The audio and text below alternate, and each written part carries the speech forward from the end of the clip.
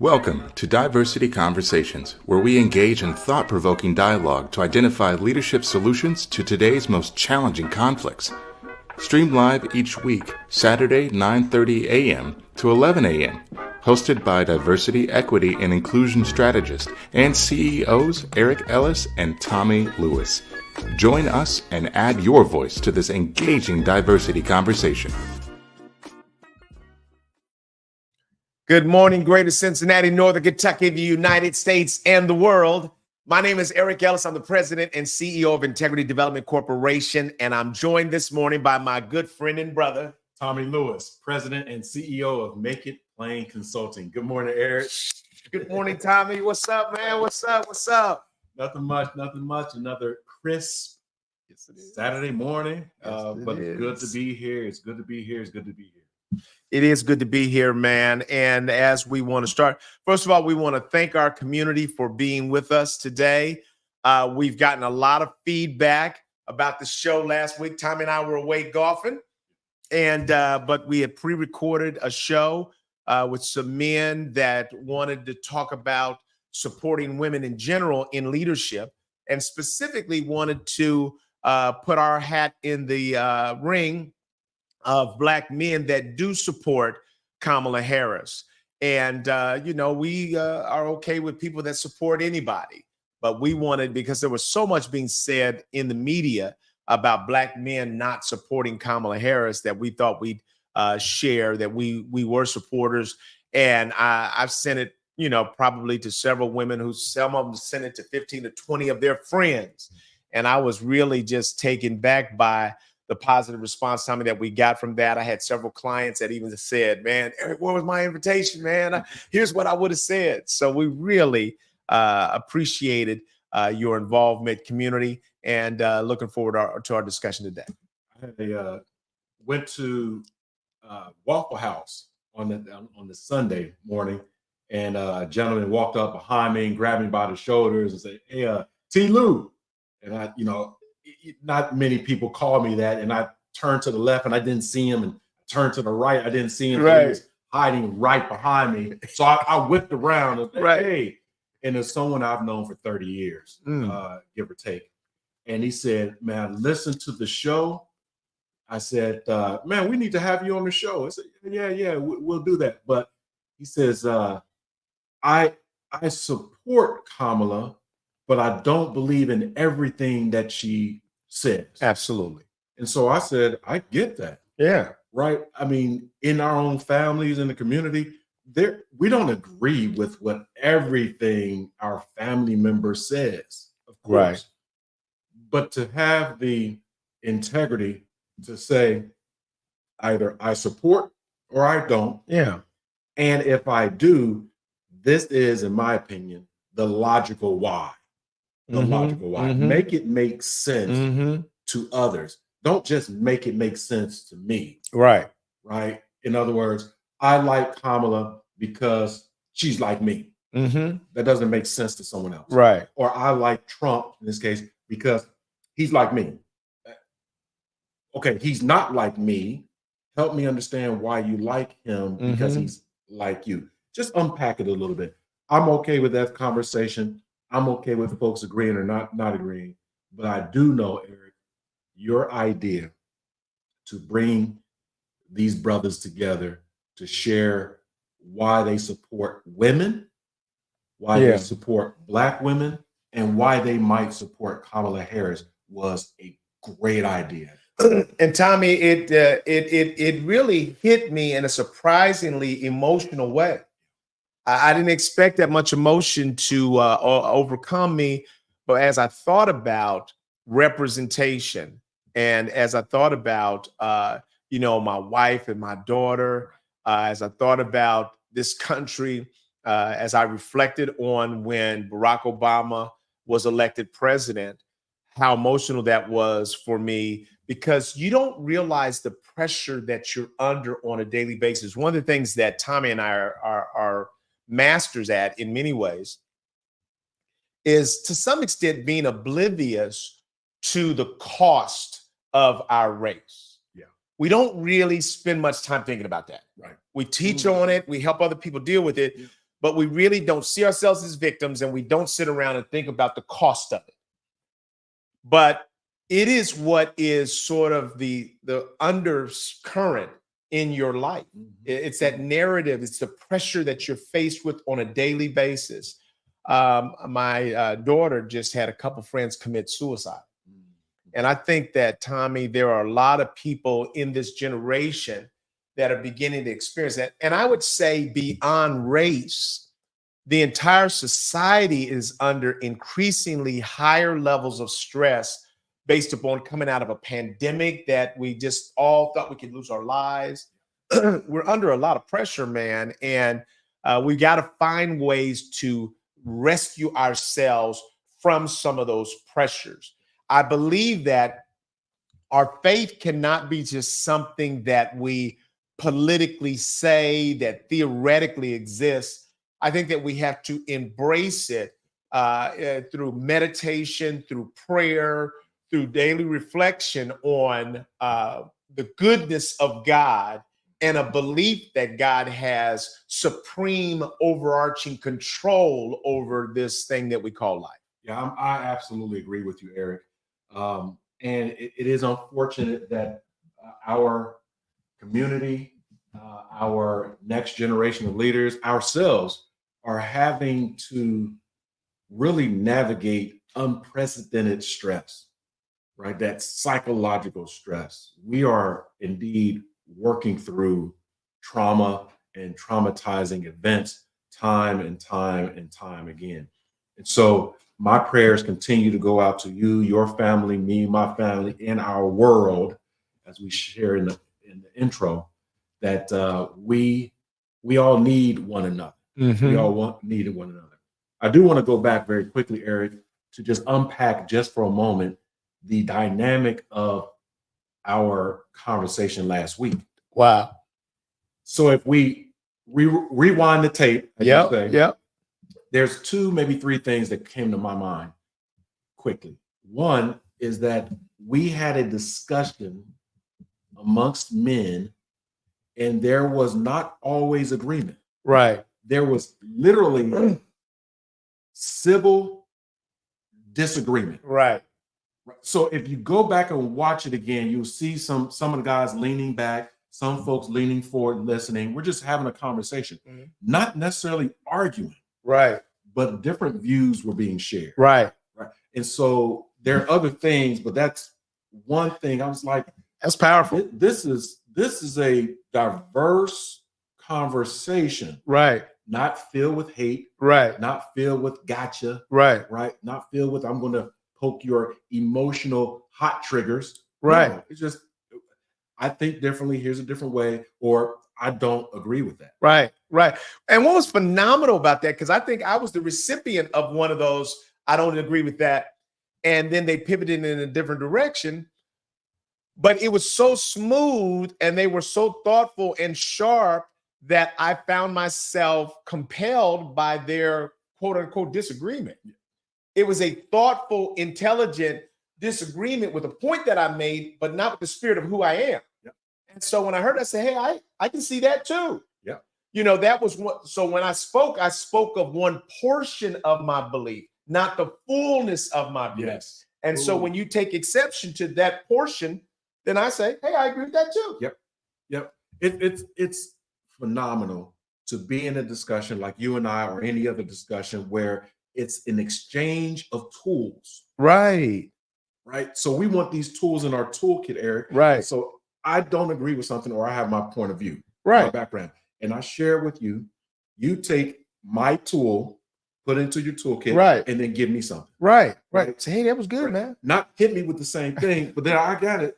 And I was like, well, I still have the tool that I gave you. Right. Right. I gave you kind of the Memorex or the carbon copy. I still have that. Right. You added to me. Now let me follow up to add something. Now you have something. Through the course of rich, productive, and I would say conversations that empower people. In other words, am I learning from this? Right. I think that's the value that our community gets out of diversity conversations. It's sure, we don't hear everyone's comments or their thinking, Right. Eric. Right. We know we have a great community across the world that thinks. But as we talk with one another and our community chimes in, we are sharing tools and techniques. Right? Some of them are applicable in real time. Some of them are, wait a minute, let me process that. I've never thought of it that way. Right? Let me run back into my research. Give me a couple of weeks. Right. In fact, just give me a week. Right. And I'll be back next week on Saturday. And I'm going to remind you from last Saturday. Hey, last Saturday. Right. That's what this is about, Eric. Right. And so I don't want you to forget to bring our attention to the other couple things that you want to from the conversation. But I want to sort of weigh in on a conversation that Tommy and I had yesterday that was, for me, the reason why we work so well together. We were talking about, things about the show, and is there anything that you'd like to see us look at slightly differently, or, and so Tommy was talking about politics. And Tommy you said something yesterday, Tommy, that I thought was so profound. And I think that community, you need to understand that what we do is not just for the public and for show, but there's really a character belief that we are constantly confirming. And so Tommy said, Eric, one of the things that I don't like is when people are in the bag with a political party and they're not literally thinking about foundationally, what is my fundamental belief? And you said, my fundamental belief is that I want to stand with integrity. And sometimes that might mean that I go back and forth a little bit. Yep. That I'm not just in the Democrats' pockets or in the Republican Party's pockets. I'm really independently and objectively trying to analyze everything and put it through the lens of integrity. And when you said that, I'm paraphrasing, but when you said that, I said, that's exactly what I believe. That we are never going to try to be sitting. We said that we're supporting Kamala this time. We're not supporting everything that she believes, everything that she says, every position that she stands on. And it might not be a Democrat all the time. I see some up and coming Republicans that Shermichael is a pundit on CNN. I love that brother. Yeah. I see him as so thoughtful and, and he's a young Republican, but I value his thinking and his character and integrity. Yeah. Eric, so two things with that real quick. One, like yourself, I have been offered to run for political offices. That's not of interest of mine, but time and time again, someone and some people with resources have said, we will back you in your campaign. Thank you, but no thank you. Right. The second is that although I'm very honored to have other people that might see me as a transformative leader in that political realm, that's not my bailiwick, right? For one, right, and for two, I have found my niche of how I can be that transformative leader. Yeah, I am engaging, like yourself, in trainings with tens of thousands, if not hundreds of thousands of people, that we drop pearls of wisdom that ripple out into the atmosphere. Right. And it's in a safe way, in my opinion, because I'm not telling people anything. Right. I'm allowing them to uncover their own strengths. So in that, I think it's more palatable. It's less divisive. It's not the politics, which is around power, control, and influence. Right. That's what politics is. So it's not about that. It's literally about oneself, one's team, one's organization and world. And so last week, point 2 is that I heard comments from different brothers with different perspectives who respected another brother's word, and their world. I did. I really, really did. Even to the point where a comment may have been made. I saw a couple of heads raise up like, oh, I got a response to that. and you arrest that speech. You arrest it just for a moment. Let me hear him out. Right? And in hearing another person's opinion, you may, kind of understand yours a little bit better. Okay, I'm not going to share that because that's argumentative. I need to bring some value in this conversation. That's why it was civil. It's clean. It's not emotion filled. Right. Emotions were there. Right. But it's not emotionally hijacked. Right. That now we get into what we see on television these days. Right. Which is the circus. Right. Roger, I'm going to ask you to say more about this. Roger joined us last week and added wonderfully. Yeah. Sometimes a view is only what you see in the mirror. That's profound. Give us a little bit more on that. We're going to come back to you on that point. But I want to say that, number one, Tommy and I were the host and facilitators, but we were glad to be there, weren't we, Tommy? And we were just like, hey, how'd I get to this event? How'd I get to this event? Who invited me? Yeah. Oh, Tommy invited me.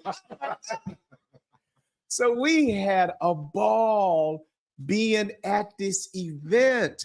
And I'm going to tell you, so let me say something to you, community. Too often you're waiting to be invited to somebody else's big thing. Say it, Eric. Sometimes you can be the inviter and you can just invite good people to come together. And all of us were almost like I heard several guys say, I could have just laid back and listened the whole way. Tommy said, get off the couch, bro. You gotta contribute something. We invited you to contribute something. But it was powerful. There were a diversity of Black men, but they were wise. No matter where they stood, they were wise, they were thoughtful, they were contrary to all the crazy negative stereotypes that exist about Black men. And you were glad to be there. You were glad to listen to people articulate themselves in ways that were, it was impressive. And it didn't matter if it was a highbrow King's English or if it was brilliant Ebonics. Yep. Come on now. Did you hear me? Brilliant Ebonics told in stories and riddles and things like that. I mean, it was a powerful experience to be a part of. And for Black men to, in fact, be scrutinizing with how are we viewing Black women? And when we create problems there, what is it related to? And some brothers said, well, ego, and they just went on and on, that there are things that we have to work on. And I was grateful to hear us be willing to evaluate ourselves. Yeah.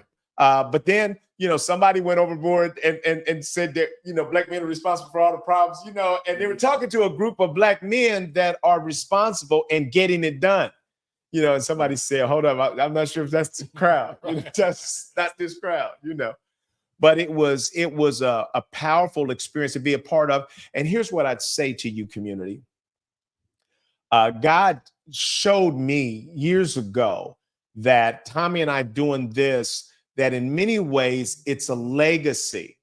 It's not simply for you all that are here today, but it's for our children and our grandchildren and our great-grandchildren to be able to look back and say, what did my great-grandfather think about? And so we made another installment into the brilliance of our legacy, something that young people will be able to look at and say, wow, they had some real interesting, valuable perspectives.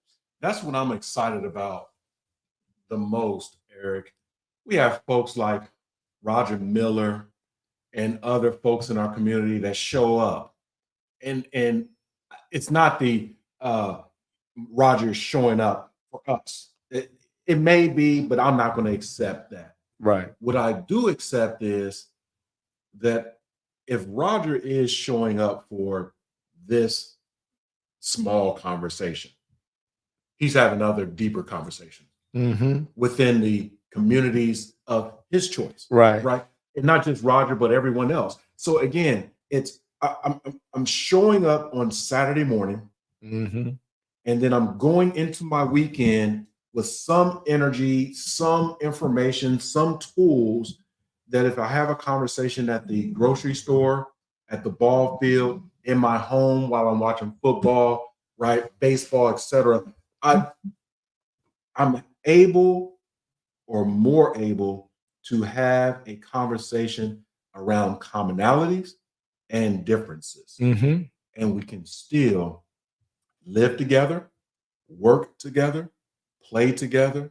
We can do all those things without fisticuffs, bombs, Right. and death and Right. destruction. Right. So again, with Roger and so many other folks that chime in every morning, every Saturday morning, this is a pure blessing. Right. Because again, you and I, Eric, we will talk to each other Right. anyway. Right. Right. Right. This is not it. Right. We talk more with one another than the hour that we are together on the show. Right. Thank you, Roger. Thank you, community, for continuing to inspire us. Absolutely. And we need more of that. I would say to you that when the word says suffer yourself to fellowship together, I don't think that God meant for us to literally show up on Sunday morning and just be listening one way. I think that in many ways that God, his desire for us is to fellowship, to engage with one another. Okay. And what we saw in that conversation was brothers of faith that were coming together with a spirit of love, of improvement, of honesty, of integrity, of brilliance. And it was just something special to be a part of. And so I just think that's powerful. Hey, Jillian. Hey. Jillian's joining us. Hey, Roger says, hey, Jill, too. Okay. The community be having their own conversation. Right. Hey, Jillian. Let's see what Roger said. Roger says, we often have a view, opinion based only on what we see or believe and miss out on other things around. Absolutely. We can get into our own echo chamber. We can get into our own lane, if you will, with blinders, right? So often our view and opinion is based only on what we see in front of us, past or present, and or what we believe. Again, I think that's powerful, Eric, because sometimes our belief can overweigh what we actually see. Okay. In other words, I may believe something and then I hear a truth or I see a truth, but my belief is saying, I don't believe what I just experienced. I don't believe what I just saw.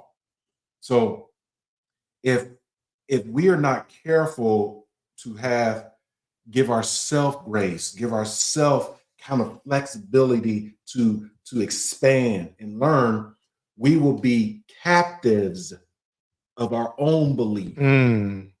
Right. And that can lead to another person being captive in their own belief, which is just like mine. Another person, and then we can actually create a belief of our own.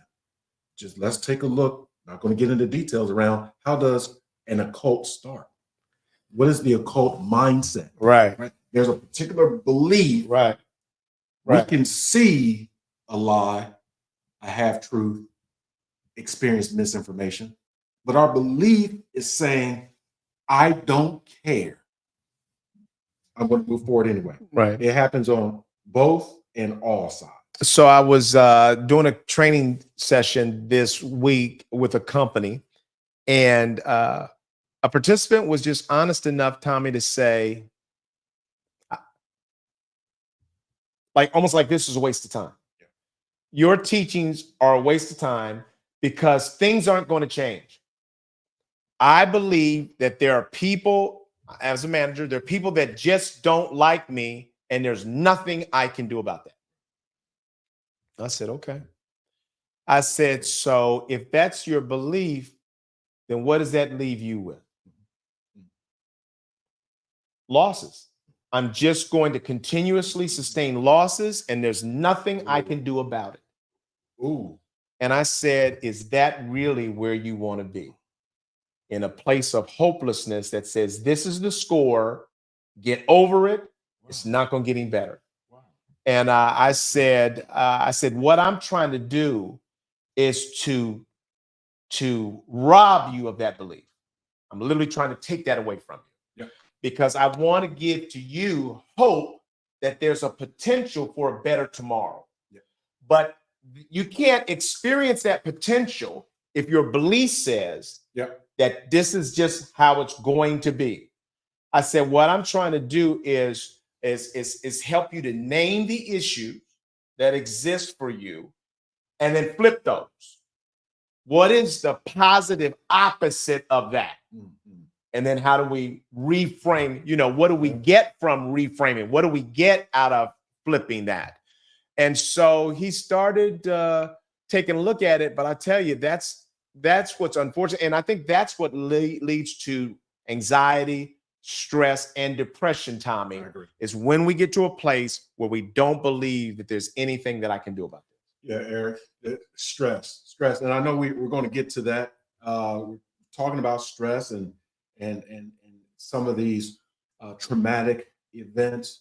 I want to pause just for a moment, Eric, to just remind our community, as we remind ourselves, that we in times of consistent and constant turmoil, strife, sometimes divisiveness, and sometimes those energies of what I call maladaptive, those energies that don't really create positivity, we can become succumbed to those energies.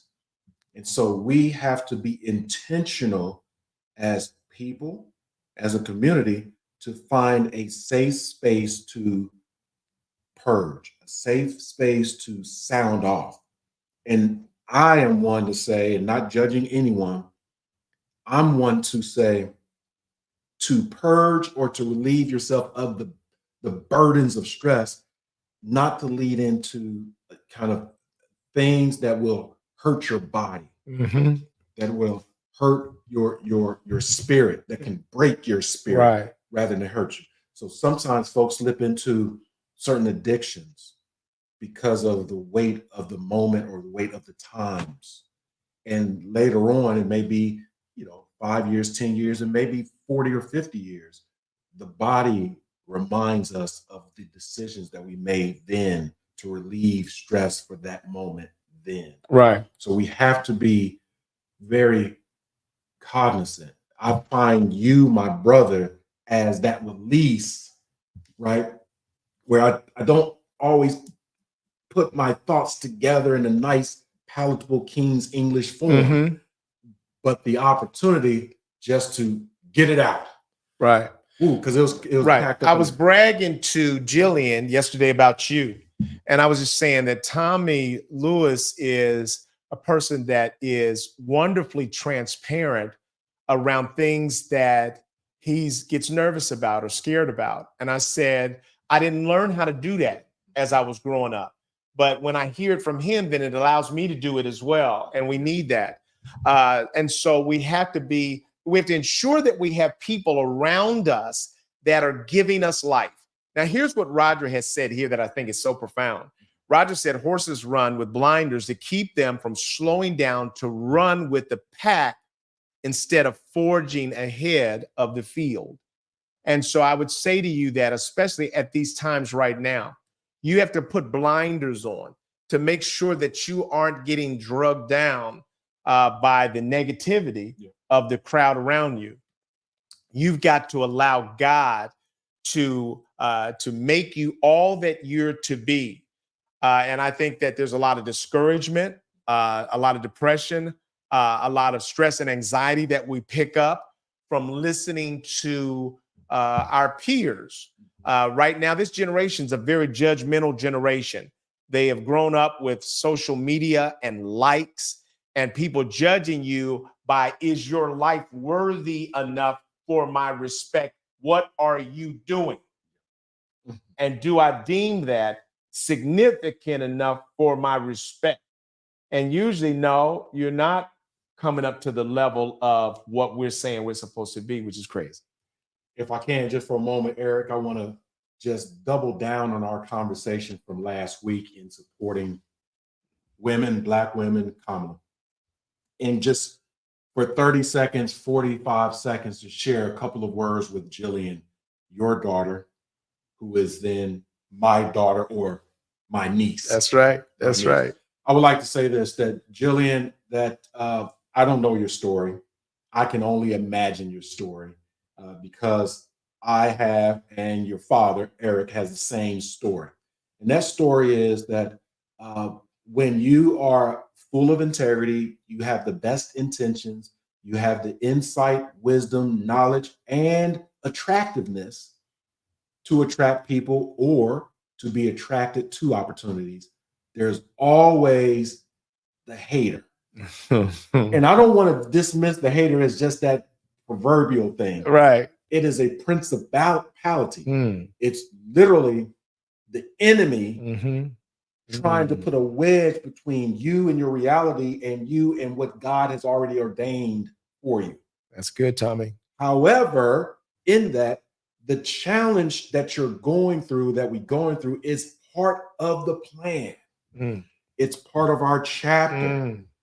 It's when we take a look at 5 years, 10 years, 30 years, 50 years, we acknowledge here is when I had this challenge and what happened with it, and it went away. Here's when I had this battle. Here's when I had this trouble. I can look at my own professional career and name on 30 hands. Right.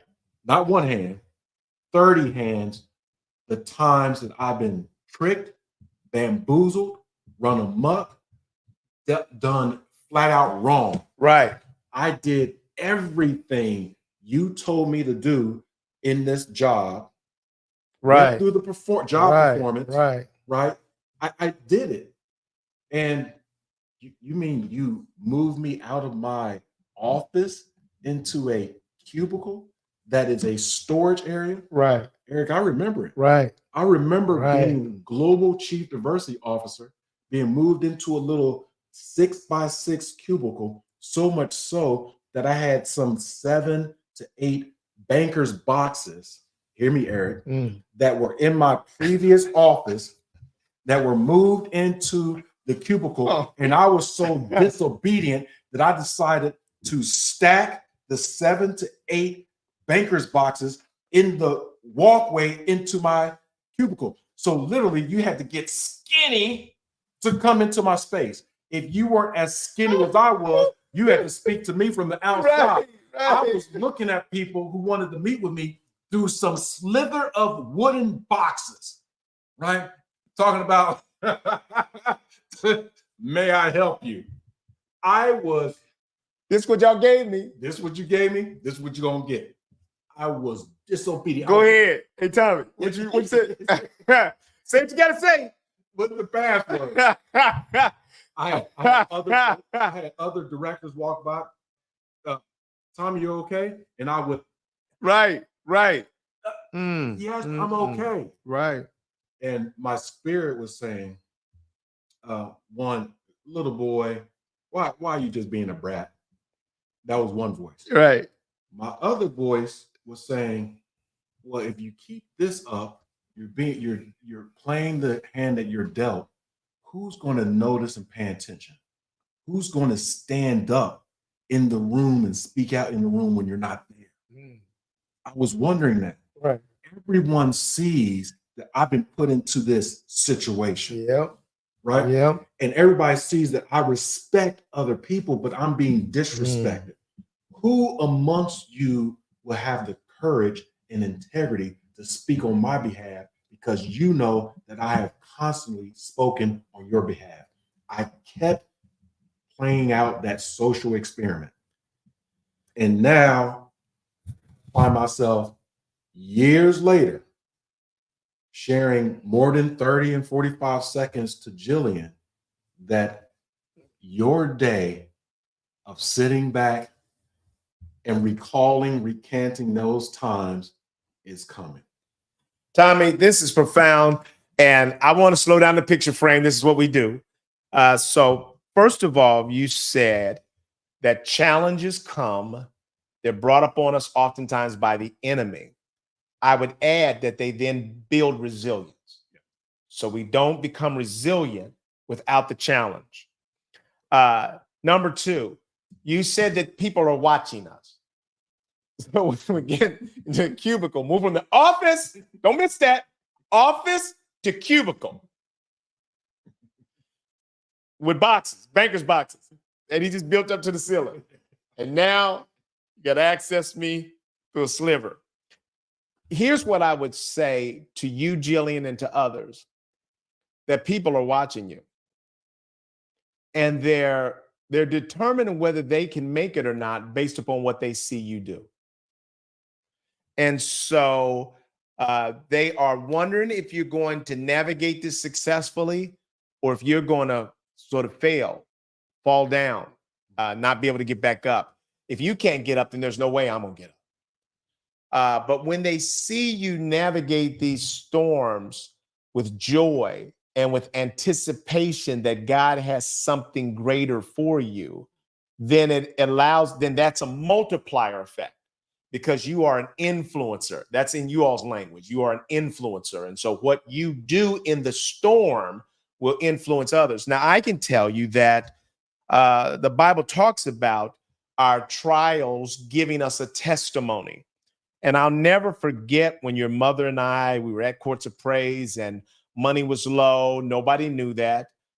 We had you kids all dressed up and dolled out. And I used to have all your little bangs done, and all like that. And I'll never forget, I was leading the worship team. And a gentleman came up to me afterwards that I'd never seen before. And he hugged me and he put an envelope in my pocket. Now, you know what envelopes mean. Yes, sir. That's some money. And so when I got out, I waited until I got all the way in the car. And when I pulled out that envelope, there were $300 in it. Now, $300 doesn't sound like a lot of money, but it was during that time. And I was able to go to the store and get groceries for the family. I remember another situation where we had lost the contract with the CIA. And the company that I was subcontracting for, they had lost the contract with the CIA. And I needed that money. I mean, that was right after I'd left Inroads and, I was making this good living, but my business was just getting started. And then all of a sudden, during the times that we didn't have any work, I was literally getting checks from the United States Treasury in the mailbox. So the first one came for like $3,200. I just said, this is a trick.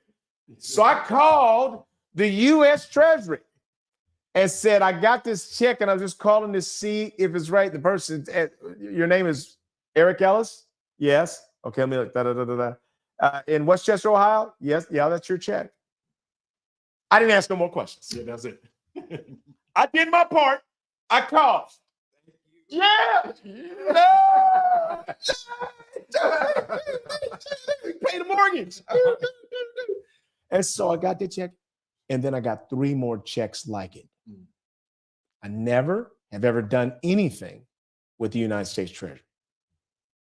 But it was, in my view, now a lot of people might not agree with this, but I'm going to tell you, in my view, it was God looking out for me in the midst of storms.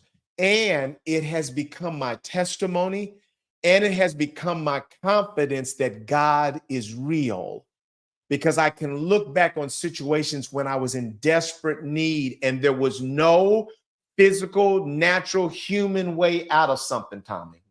This is what challenges bring to us. They bring to us a beautiful understanding of the power of God to take care of us. That it's not on us to do everything in life that we need done. That you have to rest back on your faith and belief in God. And just this faith the size of a mustard seed is enough for us to get.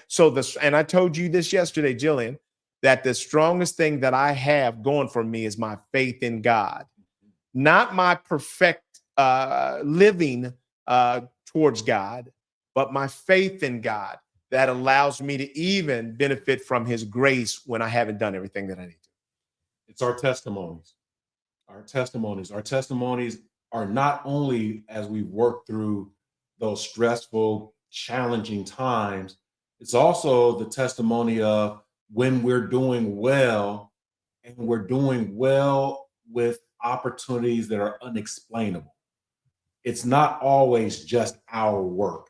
It's part of it, Eric, but sometimes we do work and we end up further along than we could have ever expected. Right. Right. The egotistic person, it's all me. Right. I worked hard. I fell forward. Right. Kind of. Right. 20 steps forward. Right. Oh, is that right? So when you fall back, is it you? Oh, no, it's not me. When I fall back, it's Eric, right? So. It's always other people. And then when you make it through, thank you, God, for allowing me to make through to get over the other people that's been in my way. So we get into that blame game. But when we're doing things very, very well, when God is always present, always blessing us, he or the entity has a sense of humor too. Okay. Yeah, Eric. Right. We know God has a sense of humor. Right. God will laugh at us when we doubt him. You don't think, or you didn't think I could do more than what you asked. Right. Right. You silly boy. Silly. You didn't really think that. So hold on. You're calling this stressful? Right. Let's go back to when I started this earth. Or let's just go back 7,000 years ago. Let's just go back to last year. And I made a way. We have to reconnect with our spiritual selves, right? This is not from my perspective, Eric, this is not a religious talk. We're not talking about that. We have politics, we have stress, we have social challenges, we have professional challenges, but do we know who we are? And if we do, maybe foundationally, we may be in the middle, we may be in our final chapters. If we do know who we are, have we lived out that identity unapologetically and shamelessly? We stand here every Saturday and go through life imperfect, right? But at the same time, overwhelmed with joy of what we've overcome and what is yet to happen. Exactly. That hope, Eric, is like, oh my goodness, my goodness. Right. Are you afraid about the DEI attacks? Are you afraid about the anti-CRT? Are you afraid about the homophobic stuff? Right. Are you afraid? No, I'm not afraid. Concerned, inquisitive, yes. Am I afraid? No, I'm not afraid. Right. Because my faith is stronger than any fear that might come into my environment directly or indirectly. My faith. Right. My faith that drives hope, my faith that drives optimism, my faith that drives the realities of where I've come to where I am today. Yep. My faith says, have it, and you will not have the time to fear. And so I'm gonna follow that because he's Tommy robbed that out of my head. You saw it. You were sitting right here. It might not be visible, but I'm just going to announce it. That was the thought in my head, and he robbed it.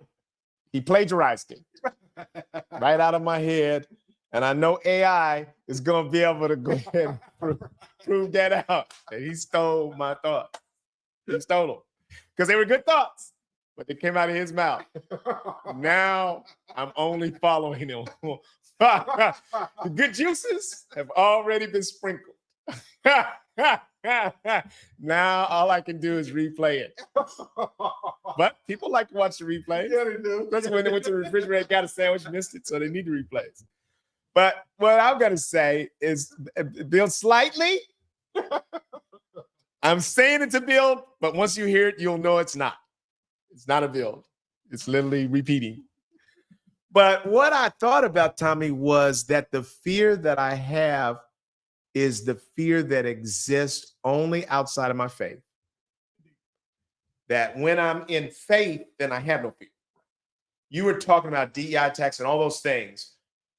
The moments that they bring fear is when I don't let my faith take over.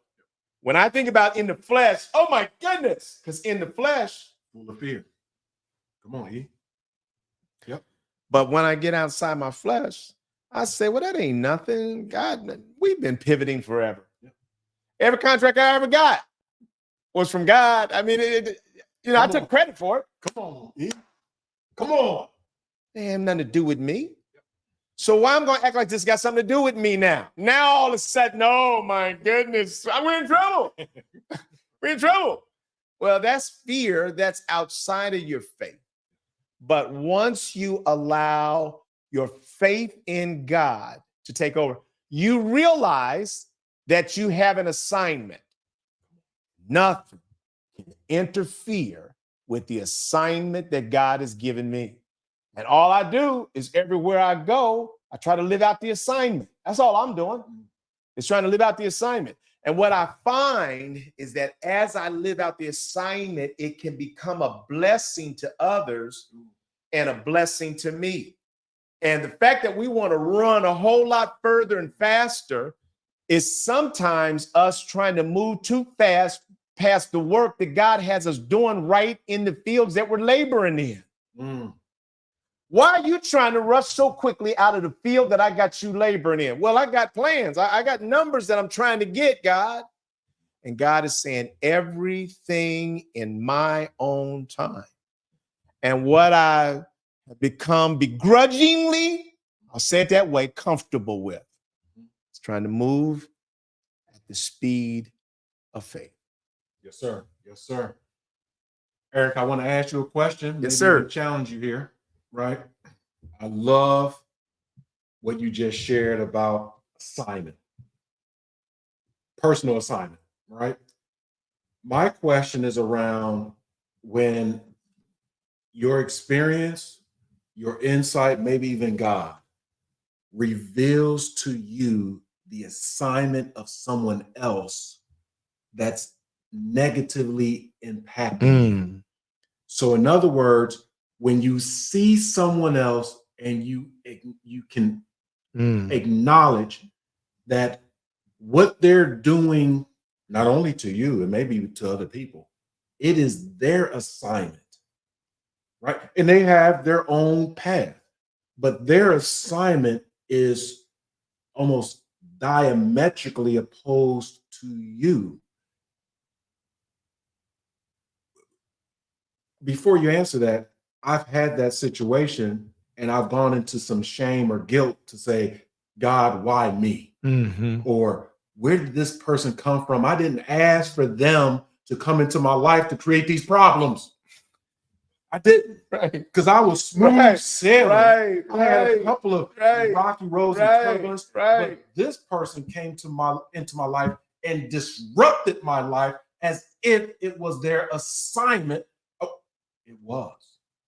I can see it was. I'm asking you, when we are given that third eye vision to see the assignment of someone else that's come into our life and it's disrupting us, how do we cope, deal with, survive? So you will notice that I am slow to speak, because I think that to honor the question, you can't just jump out the gates with a quick answer. On my good days, Tommy, I recognize that I'm being honored by the Almighty. God thought enough of me to say, you're drowning. I see you off assignment, And now I'm going to send somebody to help you get on track on my good days. On my bad days, I view it as a loss. I view it with some quiet envy. I don't like seeing myself as that person. I'm generally happy for others. That's the right answer. Come on. But quietly, we're discouraged, disappointed, envious, because those beliefs and traits exist in all of us. There couldn't be honor if there wasn't dishonor. And both of those exist within us. And if you're going to put yourself in a position where God can really use you, you have to recognize the potential for both of those character traits to exist within you. And so what I tell you is this, Tommy, that I'm grateful that God loves me enough to send people into my life that can help me to get on path. And here's what I believe. I promise you this, but only age has taught me this. Yeah.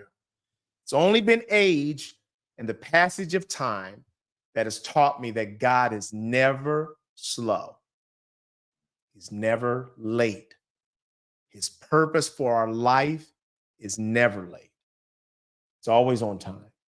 And so our job is to just keep learning in each moment and preparing ourselves to be good ground and to keep getting up from wherever we are, keep getting up and assessing the assignment that God has given us.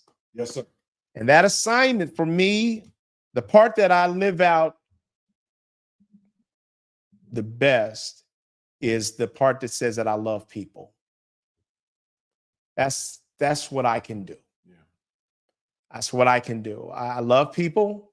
I forgive myself.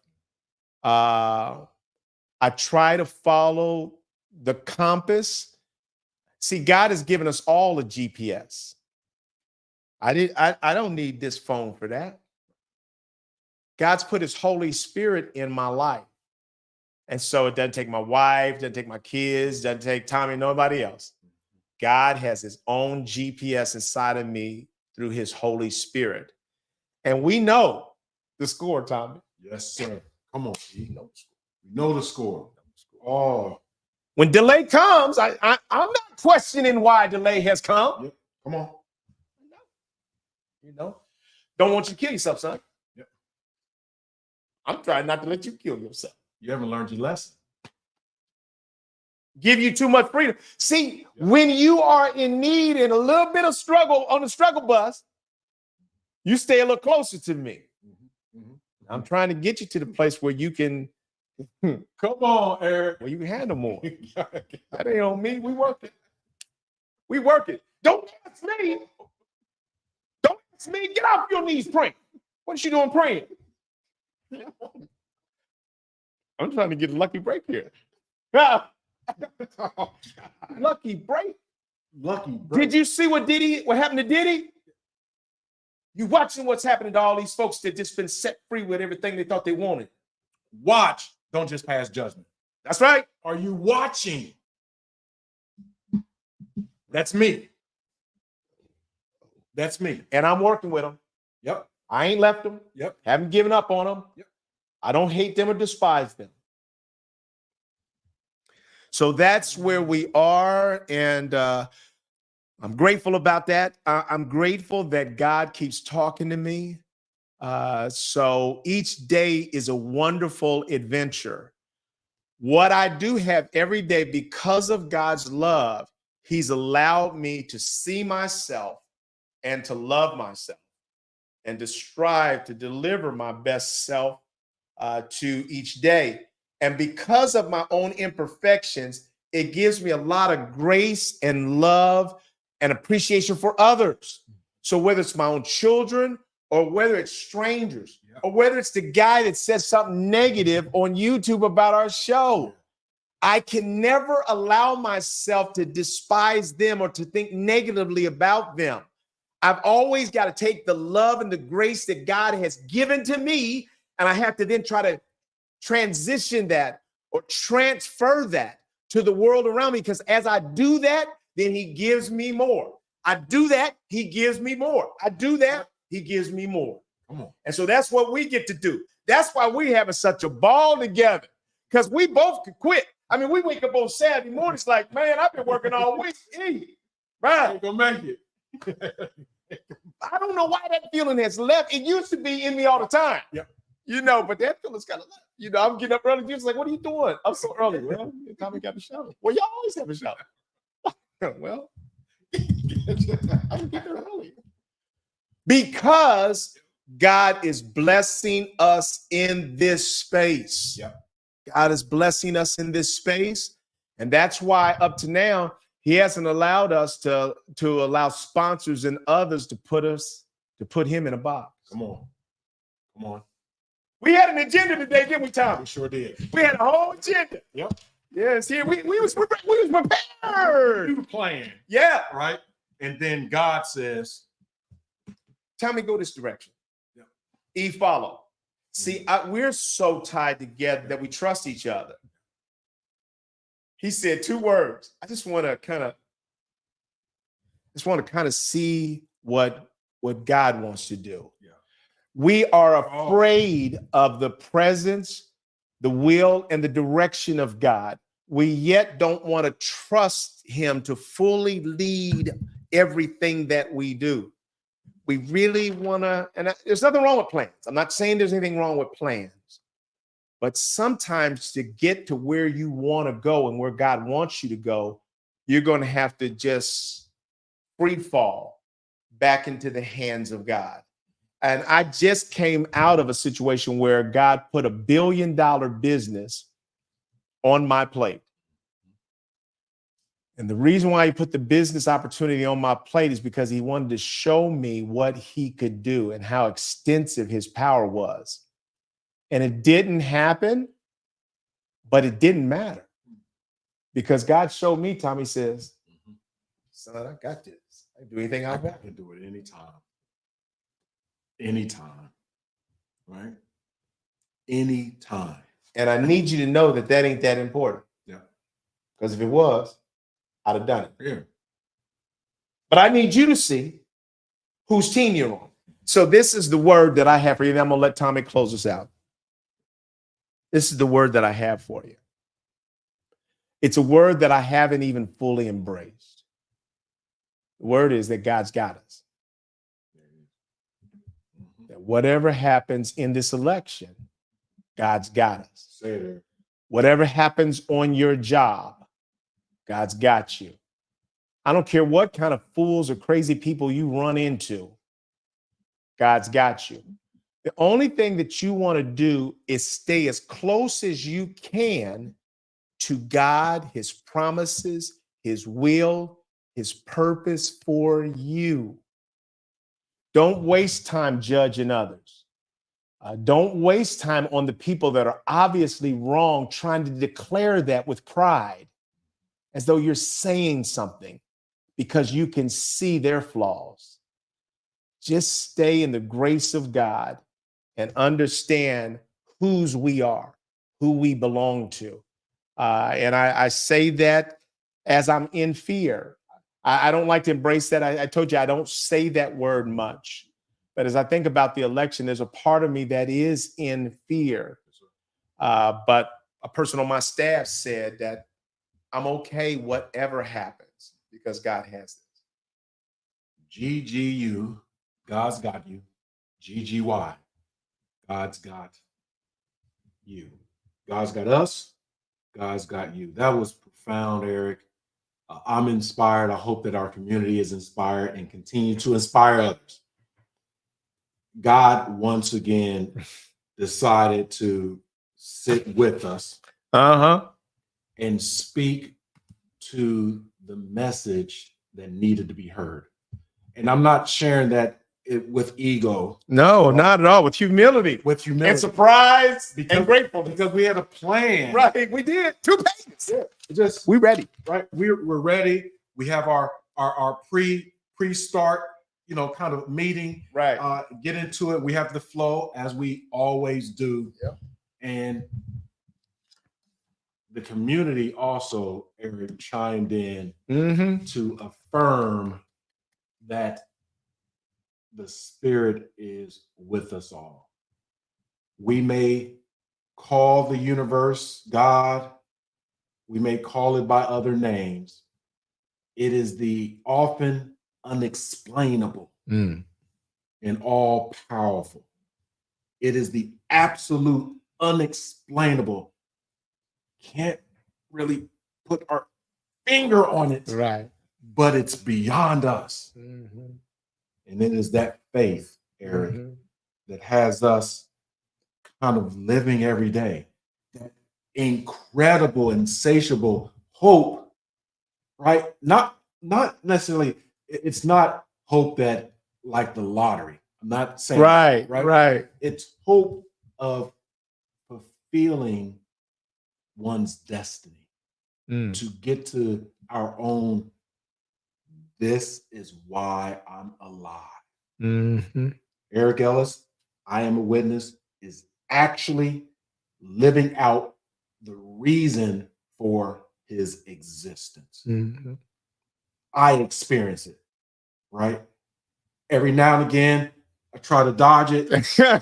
Right? Every now and again, right. You know, I get suspicious. Is it real? Right. I do. Is it real? Eric is a God sent to my life.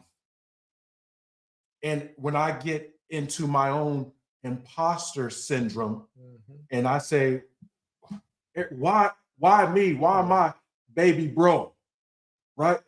I try to dodge it. God says, no. Children, kids, right? Would you let me do my thing? Please. Would you? Please. Because I'm about to send you in timeout. I'm about to put you on punishment. I'm about to show you grown folks talking. The grownest of them all. The grownest. Now, you can read the book, and I'll let you know how things used to happen back in the day. Right. But today I'm just saying, obey. Funny word, O-B-E-Y, obey. So as we leave today, we spent a couple minutes over. Thank you, Eric, for allowing me to. Oh man, it's powerful, bro. Yes. Once again, our community chimed in. Thank you. We look forward to continuing the conversation. And I'm going to throw this out, Eric. You may have something else. So we have been briefly noodling over having another conversation with the good folks in person. Yes. Right? Yeah. Not only just the brothers. Yeah. Bring some sisters in. The sisters too. Right. So if you are interested in joining in live and living color, right, let us know. Right. Let us know. Anything to add to that, Eric? Well, Tommy, we've been blessed. Some people need to count the viewers. Other people need to count the likes. Tommy and I know in our own spirit when the power and the anointing of God has been with us, and we recognize the blessing of him putting us together. And then we got triple blessed when you joined in. Everything that you have to say, every word that you put before us is meaningful for us. And we know that in this crazy world that we're living in right now, if we are fortunate enough that God will take time to pass our way and give us, and when we talk about God, if that's not where you are, understand that we're never going to judge you. We're never going to depreciate you or your value. We're only simply talking about the lens through which we look at life. And right now that lens is through also the eyes of our faith. And we recognize that we are blessed to have these moments. There are reality shows that are just crazy. And this is a reality show in many ways because we are dealing with reality. And God has allowed us to be doing something that we laugh a lot at. We cry at times, but we know that we are blessed for these moments. We don't take them for granted, don't know how long they'll last. But for these moments, we want to thank you all for making this a part of your Saturday morning That's it. practice, Saturday morning practice. And we look forward to seeing you next week. Until then, take care of each other, take care of yourself. We'll see you next week. Diversity Conversations. Bye now.